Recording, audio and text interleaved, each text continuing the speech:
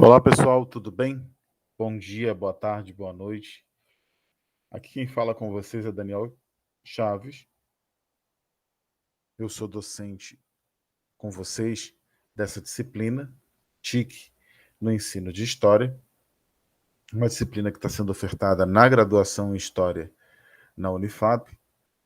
E nessa disciplina a gente tem uma rotina, que é uma rotina super importante, que são essas aulas focais, né? O que eu chamo de aulas focais? São essas aulas, vamos chamar assim, estruturantes, na qual a gente vai na direção de observar de forma mais reflexiva e menos prática esses assuntos que seriam os tópicos da nossa disciplina. Então, vocês podem ver aqui que a gente tem desses 7 tópicos que a gente tem destacado, nós estaríamos nessa sessão avançando na direção do terceiro tópico, que seria um tópico sobre aspectos pedagógicos da educação remota e digital. Esse é um assunto que, na verdade, principalmente esses dois desses 3 assuntos aqui, eu venho trabalhando de forma bastante ostensiva nos últimos meses na universidade, em função de um conjunto de atividades promovidas pela Pró-Reitoria de Gestão de Pessoas, que eu até vou colocar como material extra do nosso curso, tá? Que são super importantes na medida em que tem examinado um pouco as condições de planejamento e práticas do que é o ensino remoto, até porque boa parte do que a gente está chamando de ensino digital remoto, a gente descobriu num contexto pandêmico de uma forma cuja qual a gente verdadeiramente não estava absolutamente preparado.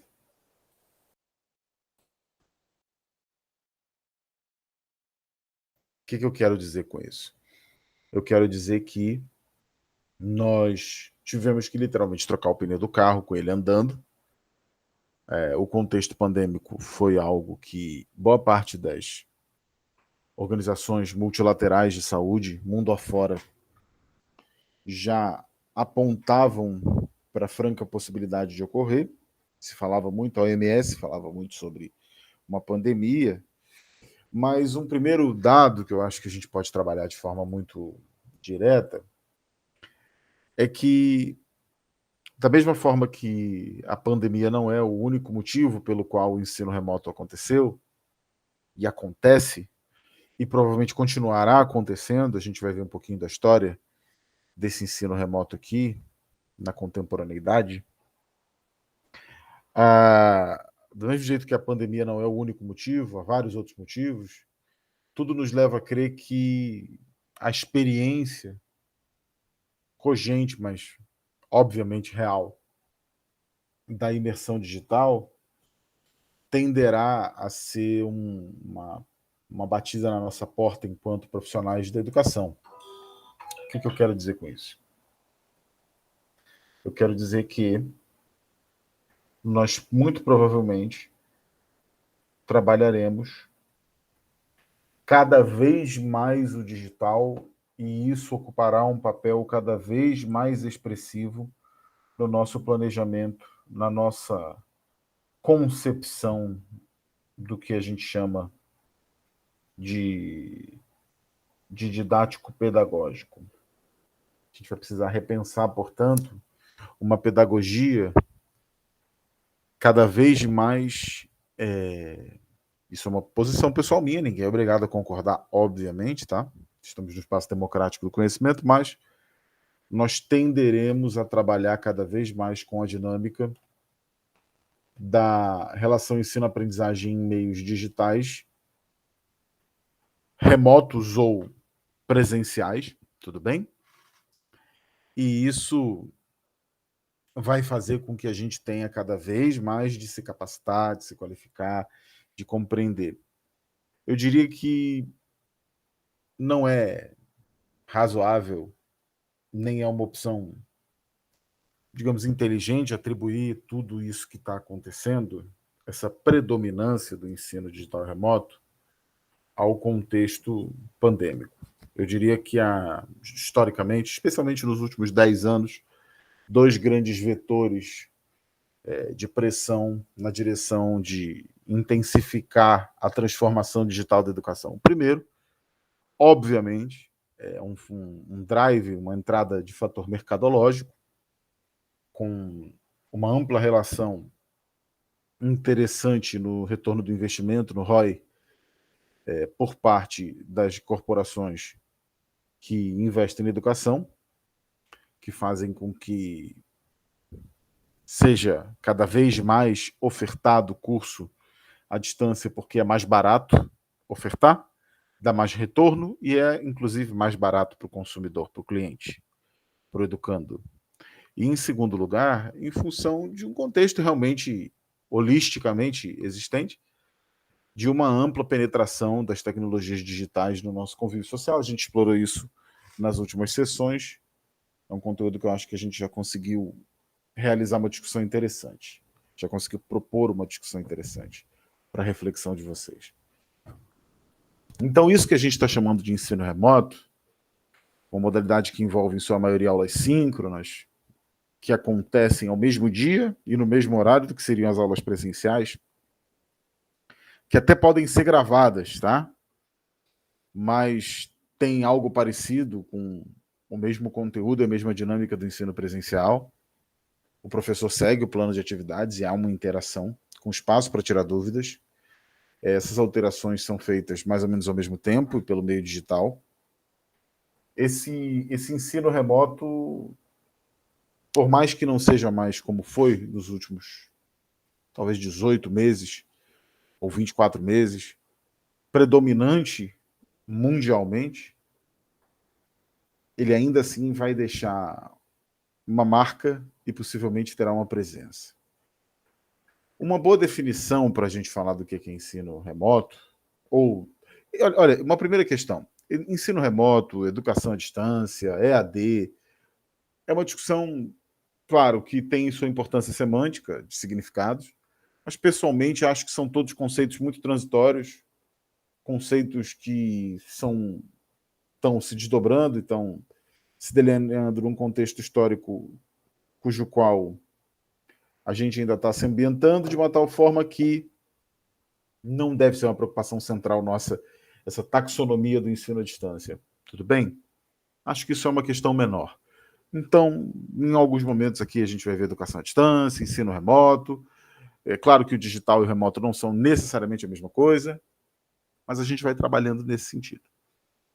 Uma boa definição de ensino à distância é o da cobertura das distintas formas de estudo em que não se encontram sob a contínua e imediata supervisão dos tutores, presentes com seus alunos na sala de aula. Mas, não obstante, ainda assim se beneficiam do planejamento, da orientação, do acompanhamento de uma organização tutorial. Essa é uma definição importante porque ela situa categoricamente que a educação à distância é, em princípio, uma abstenção da relação presencial entre tutores e educandos.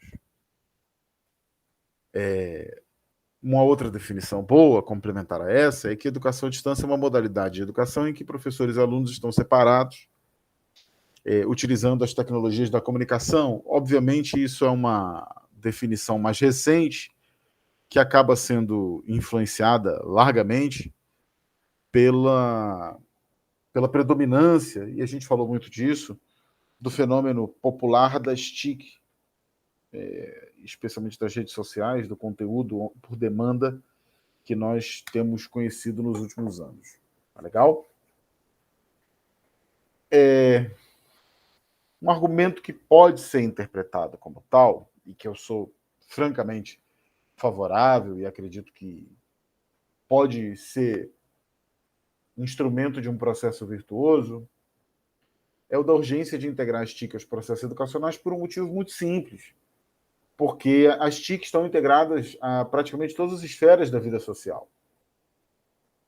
Quer dizer, isso que a gente está chamando de imersividade, em redes sociais, agora a discussão mais contemporânea do ano, talvez um dos conceitos mais importantes do ano, o conceito de metaverso, o que a gente está chamando de imersividade, de metaverso, não é nem necessariamente, ao contrário do que muita gente pensa, uma relação imersiva categoricamente definida pela presença no mesmo espaço, num meta-espaço.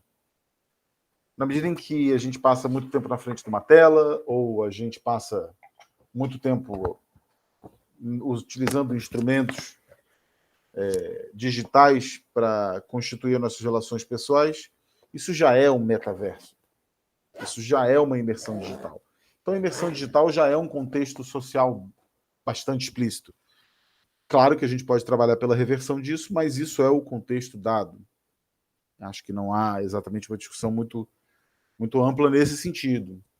Cabendo a nós optar por aceitar esse fenômeno e lidar com ele, buscando, inclusive, compensar as desigualdades sociais e regionais que o acesso desigual acaba criando, ou, por simplesmente, abdicar dessa pauta, desse terreno, dessa fronteira.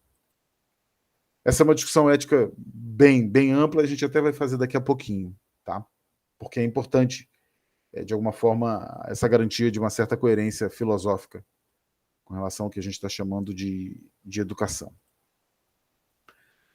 Nós temos, sim, variedades.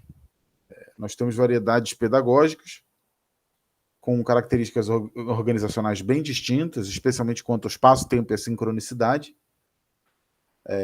Mas o que eu diria, para tentar ir direto ao ponto do que é a nossa disciplina e como a nossa disciplina aqui não é sobre ensino à distância, mas acaba tendo uma relação muito ampla, dado o contexto que a gente está vivendo com isso, eu diria que o papel das TIC no ensino com relação a todo esse fenômeno que está em decurso, em transcurso, diz respeito diretamente a como as TIC são instrumentos, disposições que são mediadores desse processo. São parte integrante, são parte característica de um processo que é complexo e que aqui tem um elemento historicamente muito importante para ser compreendido, não é? Que é o fenômeno justamente dessa relação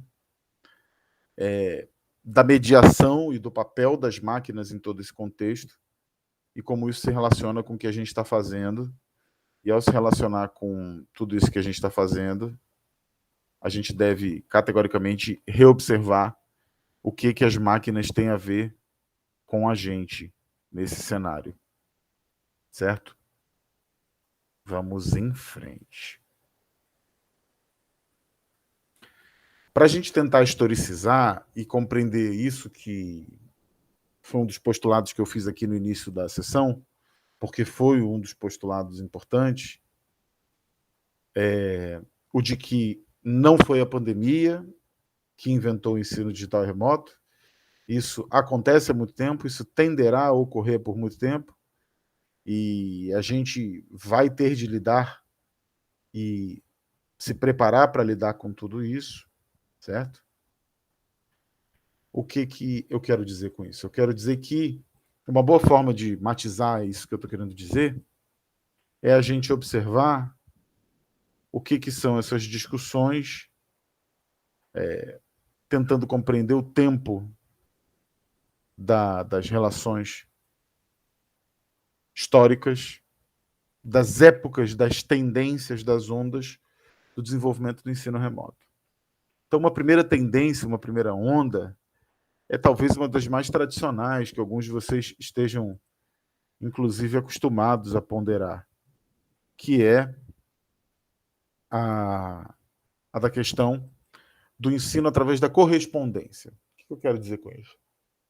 Do envio majoritariamente assíncrono de conteúdo para que o receptor desse conteúdo, o educando, possa acessar sem necessariamente estar no mesmo local, no mesmo espaço e no mesmo tempo, todos esses conteúdos que, por algum motivo, não é o contexto no qual ele acessa ou acessaria hipoteticamente de forma presencial. Quem lembra do Instituto Universal Brasileiro, vou ver se eu mostro aqui para vocês. É algo que possivelmente boa parte da turma não era viva sequer para lembrar. Mas aqui, olha, consultando o nosso bom e velho Google, quando você comprava revistas em quadrinhos, você recebia cupons desse Instituto Universal Brasileiro para estudar por correspondência. Olha aqui. Você poderia pedir esses conteúdos e eles eram remetidos à distância. Depois, inclusive, a pessoa era certificada. Tá legal? Coisa do século passado, gente. Uma segunda geração, já mais atualizada, utilizou o que eram então as novas mídias. Novas mídias como rádio, como TV, como fitas de áudio, né? Uma série de ferramentas que faziam com que, para além do texto, pudesse chegar ao usuário o vídeo, pudesse chegar, no primeiro momento, uma informação que, para o usuário, era um passo tecnológico considerável para que as pessoas pudessem estudar à distância de forma correspondente através de algo além do texto. Isso, inclusive, vai nos levar na direção de pensar que, quando esses instrumentos ocorrem, começa a se reverter uma hegemonia quase que total da assincronicidade. É mais ou menos na virada do século XX, talvez nos anos 30 e 40 do século XX, que começa a se viabilizar e se popularizará largamente por volta dos anos 60 e 70. Alguns de vocês já devem ter ouvido falar do Telecurso 2000. Vou mostrar para vocês o que é o Telecurso 2000. O Telecurso 2000 era um programa de televisão que passava na televisão de forma praticamente bem cedinho, na TV pública, passava também na TV Globo, em que as pessoas assistiam na televisão às aulas, de cursos profissionalizantes, de cursos básicos. E era algo muito interessante, utilizando inclusive, aqui, olha, o Marcelo Taz, que depois vai apresentar o CQC, foi um dos jornalistas que trabalhou na comunicação do Telecurso 2000. Uma experiência super importante. E essa experiência já aproximava muito, e aí tem uma coisa super interessante, né? Aproximava muito o educando das mídias cujas quais ele estava em pleno potencial de consumo. Tem algo aqui muito interessante para a gente olhar nessa experiência histórica, que é a educação entrando num espaço que tecnicamente é do entretenimento, do lazer, da notícia. Algo muito parecido com o que pessoalmente eu vejo, que é uma decisão que pode ser estratégica para os educadores, que é, num momento como esse, adentrar um pouquinho mais, colonizar um pouquinho mais, ocupar um pouquinho mais o espaço do YouTube, o espaço do Netflix, o espaço das redes sociais, o espaço das lives, uma série de possibilidades que, nesse contexto, ocorreram. E aí uma transição que tem muito a ver com o que a gente chama de tecnologia informática computacional, porque justamente a terceira geração do ensino remoto, ela casa muito com a terceira revolução industrial, com a introdução do videotexto, do computador, da tecnologia multimídia, da internet. Mas ainda era algo próximo de uma experiência que tinha limite de imersividade. Vocês também possivelmente não devem lembrar, porque eu eram muito crianças ou muito jovens, ou talvez nem nascidos, que nas bancas de jornais se vendiam cursos em CD, cursos de línguas, muitos cursos de idioma, tá? Muitos cursos, mas também cursos de softwares como Office, como Excel, cursos de violão, olhem aqui o exemplo, em que se estudava através de fascículos de jornais ou de revistas, ou até mesmo de materiais originais que as pessoas adquiriam com essa finalidade. Até que explode uma última geração, que é basicamente o que a gente está vivendo agora no contexto da quarta revolução industrial, que é o da aprendizagem virtual, muito síncrona, imersa em redes sociais, imerso em uma capacidade simulacional quase que inédita. Então, a gente tem mais ou menos essa historicidade, vamos chamar assim, do que é a educação remota, podendo ser interpretada em épocas, em ondas ou gerações. É muito importante a gente notar que por volta de 1800, a relação da imprensa é muito importante, a relação dos meios de comunicação, não à toa, com as TIC, é algo muito sério, muito comum, muito relevante. A Gazeta de Boston foi a primeira a fornecer um curso contemporâneo sem aulas presenciais e no tempo do aluno, de um curso de taquigrafia, depois se espalhando-se pelo mundo, especialmente no Ocidente, pela Suécia, pela Inglaterra. Cursos, e isso é interessante a gente observar, tá?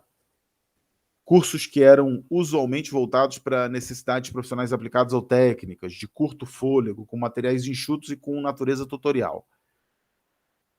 Essa expansão diretamente relacionada aos novos meios tecnológicos de comunicação de massa faz com que, obviamente, se vocês olharem bem, eu acabei induzindo a essa interpretação, mas que me parece razoável, é o que a gente chama de ensino à distância tem uma relação muito direta com o que é a tecnologia de cada tempo, a lógica de cada tempo.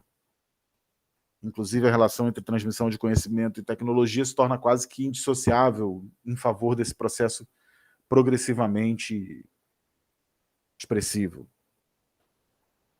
Mas eu diria também a vocês que isso não é apenas o único meio, a única forma de interpretação. Também parece muito importante interpretar qual é o papel, qual é o contexto no qual essa ideia de transmitir conhecimento ocorre. Até para a gente ter uma certa dissociação qualitativa do que a gente está chamando de educação, que é um processo muito amplo, formativo de cidadãos, especialmente, de profissionais também, e do que a gente está chamando de ensino, que é a dotação de um conhecimento num determinado escopo, com uma determinada finalidade.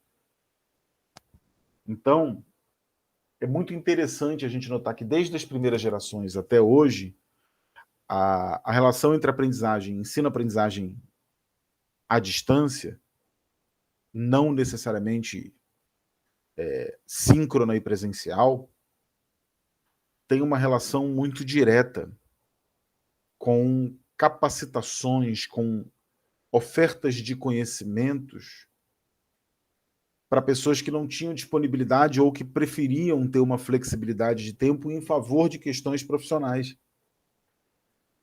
Meio que o que eu estou tentando dizer é que na educação à distância há uma certa hegemonia, uma predominância robusta de conhecimentos voltados para a aplicação profissional ao invés de conhecimentos reflexivos, formativos.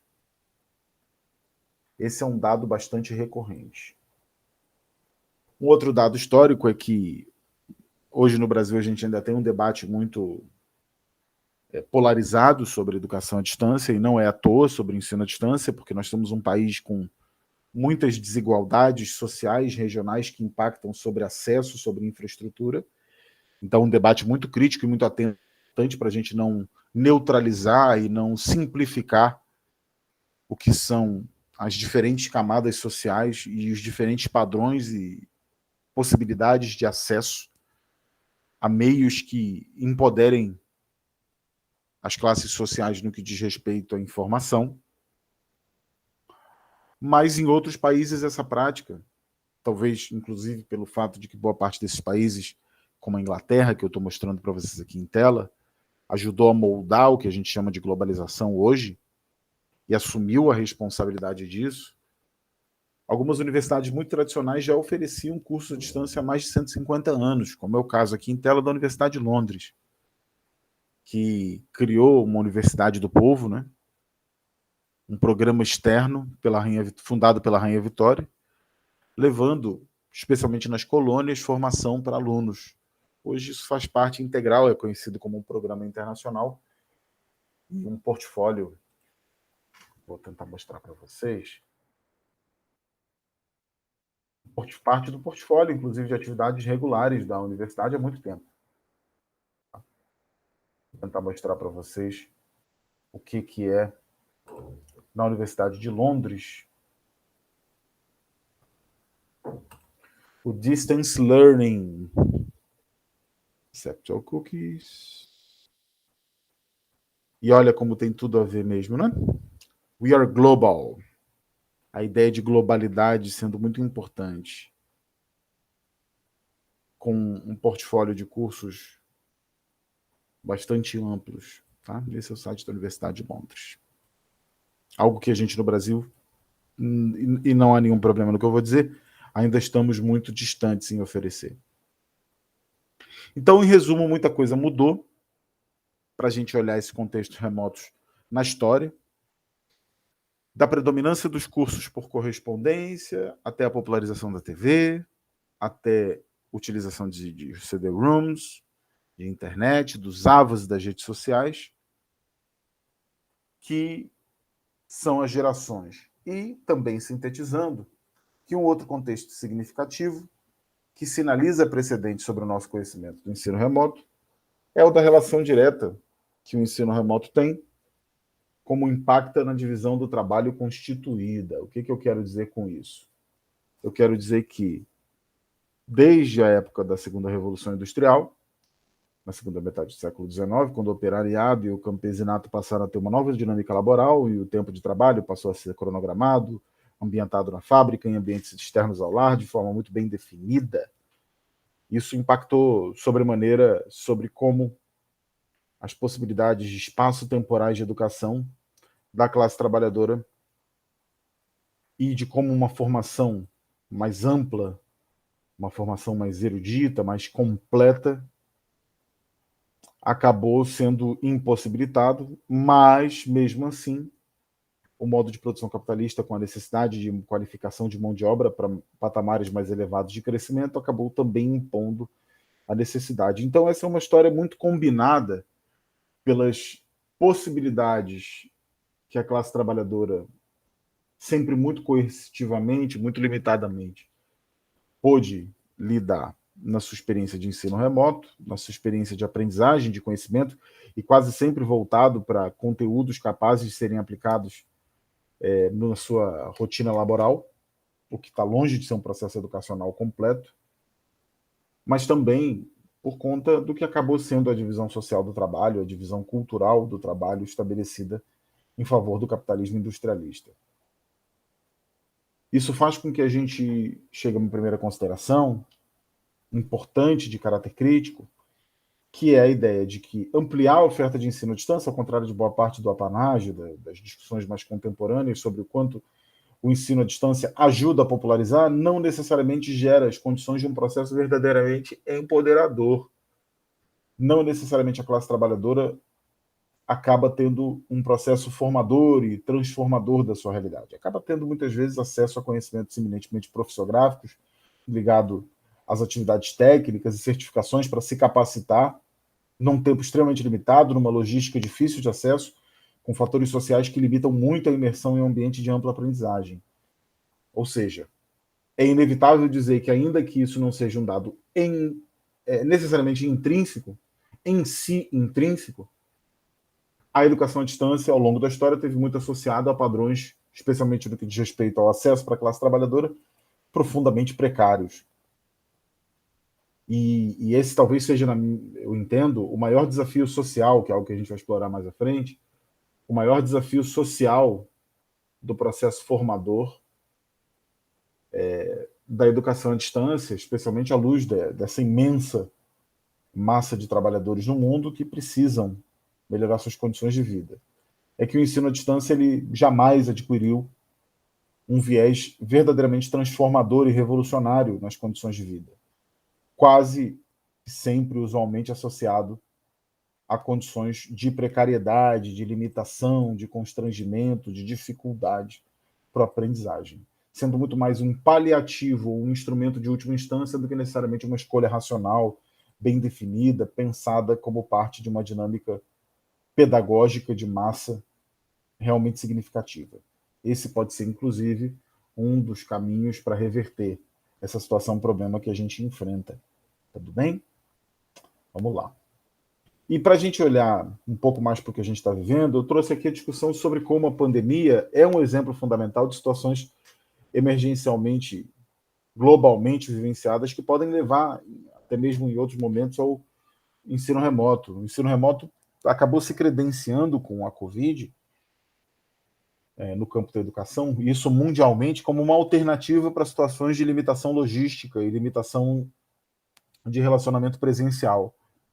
Então, certamente, se a gente experimentar outros contextos pandêmicos, virológicos, ou a gente tiver situações sociais, políticas, situações logísticas, urbanas, de dificuldade em reunir pessoas numa sala de aula, eu diria que essa ferramenta vai estar ali, sempre na prateleira disponível para, se precisar, em caso de incêndio, quebrar o vidro. Né? Por que isso aconteceu? Para a gente historicizar, a educação à distância acabou se tornando parte muito especial desse contexto da Covid, porque intervenções não farmacêuticas e medidas preventivas, como distanciamento social e auto-isolamento, acabaram fechando muitas escolas, de forma generalizada no mundo inteiro, para evitar que as crianças e os jovens e os formandos se transformassem em vetores de transmissão do vírus, um vírus novo que matou muita gente. Agora, em outubro, a gente chegou à marca de 5 milhões de pessoas no mundo inteiro, um número bastante expressivo, para uma pandemia que tem pouco mais de 2 anos, ou talvez 2 anos. E é importante notar que medidas como essas foram adotadas em outros contextos, com níveis variados de eficácia. Há 100 anos, mais de 100 anos atrás, quando da gripe espanhola, foram medidas parecidas com essa que foram tomadas, inclusive para tentar diminuir a lógica, a razão de transmissão do vírus. Só que nesse contexto, obviamente, a gente não tinha, como tem hoje, esse amplo acesso às tecnologias informático-computacionais. E aí a gente acabou descobrindo que, ao contrário de boa parte da arrogância dos maiores, vamos chamar assim, proeminentes apóstolos, né, da tecnologia, não necessariamente simplesmente prover tecnologia, mesmo supondo que todos têm acesso, que não têm, mesmo supondo que todos são alfabetizados digitalmente, que não são, a gente acabou descobrindo que o espaço escolar é muito mais do que um espaço de transmissão de conhecimento que pode ser replicado pura e simplesmente no espaço virtual. Porque a gente acabou descobrindo, através de estudos, que não só impactos de ordem psicológica, que a gente vai ver já já, mas impactos de ordem social, especialmente da assistência social e o cabedal de instrumentos de assistência social que o ambiente escolar proporciona, tem um papel muito maior do que a gente imaginava. E tem um papel muito maior do que a pura e simples análise da transmissão do conhecimento como uma relação contábil de eu recebo, absorvo, valido e instalo na minha rotina. Quer dizer, a escola é muito mais do que isso. A escola, o ambiente escolar, e isso eu ensino às universidades nessa semântica, são espaços onde as pessoas convivem, as pessoas refletem, as pessoas muitas vezes fazem refeições, acessam a internet, e tudo isso com o isolamento social acabou sendo muito deteriorado, ainda que naturalmente a gente veja como uma certa necessidade. Só para a gente ter uma ideia em números, de acordo com o Fundo Internacional das Nações Unidas para a Infância, a UNICEF, a pandemia Covid-19 afetou 9 a cada 10 alunos no mundo, com aproximadamente 1,6 bilhões de crianças e jovens impossibilitados de frequentar escolas. Então, isso que a gente viveu aqui no estado do Amapá, no curso de História do Unifap, na verdade não é só uma experiência nacional brasileira, é uma experiência global, com altos custos sociais e econômicos para vários outros lugares do mundo. Essas interrupções causadas afetam as pessoas em todas as comunidades, acaba tendo um impacto mais severo para crianças carentes e famílias, né? Porque não é só a aprendizagem que é interrompida, é a nutrição que é comprometida, são problemas de cuidados com impactos infantis, com custos econômicos para as famílias que acabam não podendo trabalhar ou que têm suas restrições de tempo em favor dos cuidados necessários com os jovens que acabam tendo que ficar em casa. Então a Unesco acabou recomendando mesmo, como uma resposta ao fechamento das escolas, de forma emergencial, o uso de programas de ensino à distância e aplicativos. Então é nesse contexto que a gente observa, pessoal, duas coisas de cara. Primeiro, que não é um fenômeno exclusivamente nosso, é um fenômeno global, mundial, da humanidade. E, em um segundo lugar, que essas decisões muitas vezes tiveram aval de especialistas de órgãos multilaterais e supranacionais que acompanham isso, que acompanham pesquisas de forma bastante atenta e preparada, né? A aprendizagem online que acabou se tornando uma tábua de salvação, já que as instituições escolares e educacionais procuraram minimizar esse potencial de transmissão, ao mesmo tempo manter atividades em funcionamento, fez com que a gente tenha que olhar alguns aspectos para a gente ter um pouco de atenção e não simplesmente naturalizar a dinâmica na qual o ensino à distância resolveu o problema da pandemia. Não resolveu. Como a gente está vendo, tem um caráter emergencial muito sério e tem uma relação que a gente tem que olhar com vários fatores para impedir que a vulnerabilidade, isso é uma coisa importante, tá, gente? Num estado como o nosso, numa região como a nossa, num país como o nosso. Que exposições a situações de vulnerabilidade sejam invisibilizadas ou menosprezadas. Que o que as pessoas passaram não seja reconhecido. Alguns desafios que eu acho importante a gente citar, que a gente acabou descobrindo que tem um papel muito maior do que a gente imaginava. Em primeiro lugar, as barreiras para uma educação à distância eficaz incluem obstáculos como distrações domésticas e tecnologia pouco confiável, situações socioeconômicas dos alunos, contato adequado de professores e de serviços de apoio à necessidade de mais experiência, porque muita gente não estava devidamente capacitada, não foi devidamente capacitada para lidar com esse contexto. Some-se a isso um déficit que a gente tem no Brasil de infraestrutura, de habilidades tecnológicas e de precariedades institucionais que podem ter levado a gente a experiências mal-sucedidas. E, por último, eu destacaria que a gente também tem um processo de aprender a aprender à distância, que envolve habilidade de gerenciamento de tempo, de trabalho em equipe, de autodisciplina, tão importantes quanto a conectividade e o conhecimento dos softwares e das ferramentas que vão sendo utilizadas. Se a tecnologia pode permitir que professores e alunos acessem materiais especializados que vão além do livro didático, e eu tenho explorado até bastante isso com os alunos na nossa graduação. Por outro lado, a falta de acesso à tecnologia ou acesso rápido e confiável à internet pode impedir alunos de áreas rurais, de famílias carentes, sendo um obstáculo muito grande para a formação adequada, justa, que é uma oferta que as instituições se propõem a gerar. Um outro desafio, também bastante complexo da educação à distância, diz respeito às diferenças culturais entre alunos e professores e entre os próprios alunos. Porque por mais que os programas à distância tendam a ser, de certa forma, diversificados, porque ultrapassam fronteiras geográficas, cruzam fronteiras culturais, não necessariamente, ao cruzar todas essas fronteiras e adquirir uma abrangência, isso significa que a universalização simplesmente ocorreu. A gente tem hoje discussões com relação a questões identitárias muito francas na nossa sociedade, com relação a assuntos de gênero, assuntos étnico-raciais e assuntos religiosos, que, sem uma compreensão e consciência adequada das diferentes normas, das diferenças, dos contextos que cada qual vive, se não tiver um trato muito adequado e muito bem preparado por parte dos docentes e um acordo com relação aos alunos no que diz respeito a isso, isso pode ser sim um fator de incremento a problemas nesse ambiente virtual de aprendizagem.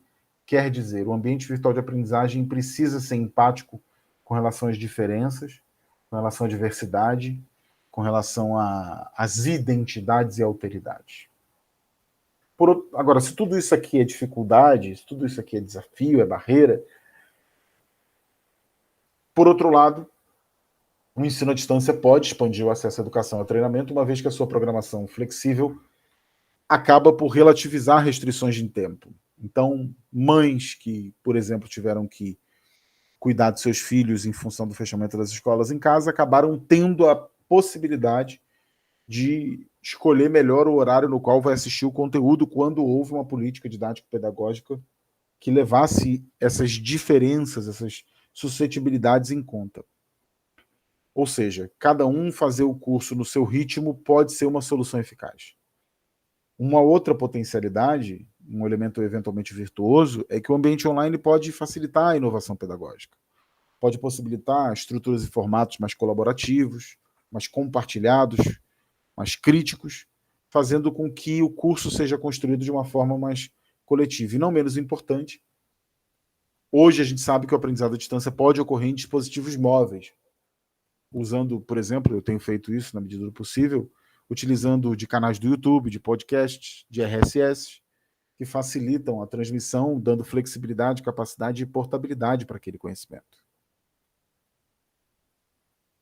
Aqui tem um elemento que eu acho que é muito legal, que a gente deve observar, que é a potencialidade da educação à distância também fornecer uma oportunidade em se globalizar.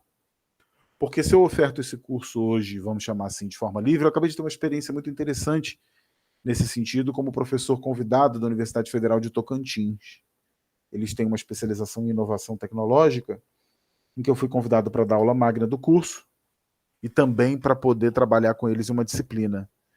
E foi muito legal perceber que tinha alunos de todas as regiões do Brasil, inclusive de fora do Brasil. Ou seja, um público absolutamente cosmopolita, que, se bem engajado e integrado, pode fomentar um processo enriquecedor para caramba, que é o da troca de experiências, inclusive de alunos, numa outra dinâmica quase que inversa, de alunos brasileiros ou alunos amapaenses, se a gente quiser, cursando conteúdos em um curso oferecido, por exemplo, pela Universidade de Londres ou por uma outra universidade brasileira. Ou seja, a comunicação online permite que os alunos se associem a escolas, a redes, a grupos e programas em todo o mundo que estariam tecnicamente fora desse alcance presencial. Ao ter a oportunidade de se envolver em instituições globais, uma gama mais diversa de pensamento é apresentada, com novas perspectivas e exemplos externos. E, por último, a gente não pode descartar o fato de que o ensino à distância, pedagogicamente, abre uma possibilidade para alunos que não poderiam frequentar um ambiente escolar tradicional, por alguma deficiência, por alguma doença, que verdadeiramente impeça de se deslocar para obter uma boa educação.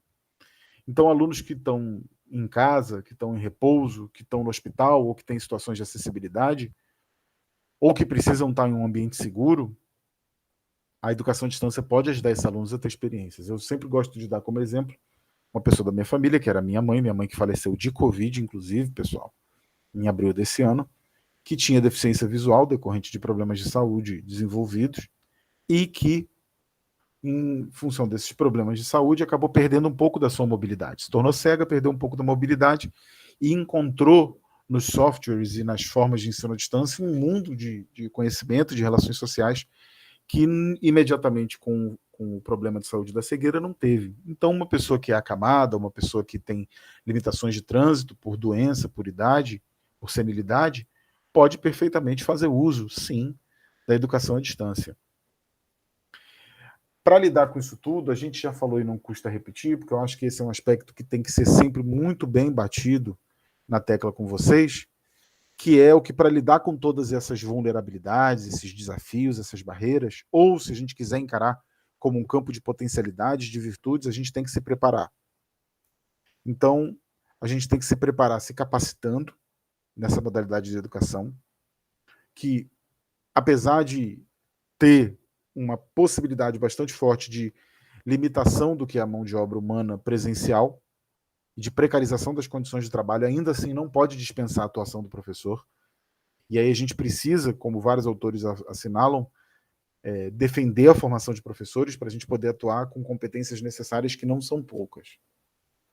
Essas competências têm a ver com vários fatores, pessoal. Tem a ver com conectividade, tem a ver com instrumentalidade, com disponibilidade, com ambiências socioeconômicas e domésticas, com contextos sanitários e com contextos psicológicos, que todos nós somos sujeitos, docentes, alunos, pessoas que transitam pelo ambiente online, que têm todos esses contextos que vão muito além da mera experiência técnica.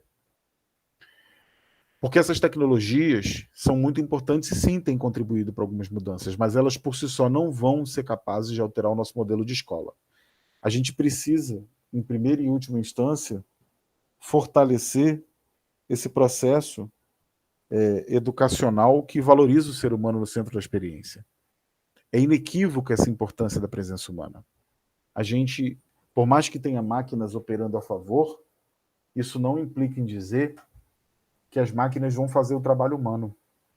Então a gente precisa, no processo educacional verdadeiramente empoderador de pessoas, pessoas em interação, em conversação, em inspiração, em exemplo, para que o processo educacional atinja todo o seu potencial verdadeiramente significativo. Então, com isso, pessoal, eu termino aqui esse conteúdo que diz respeito a essa aula focal do nosso quarto tópico. Agradeço muito a atenção de vocês, espero que tenha sido um conteúdo de utilidade, que ajude no processo formativo de vocês.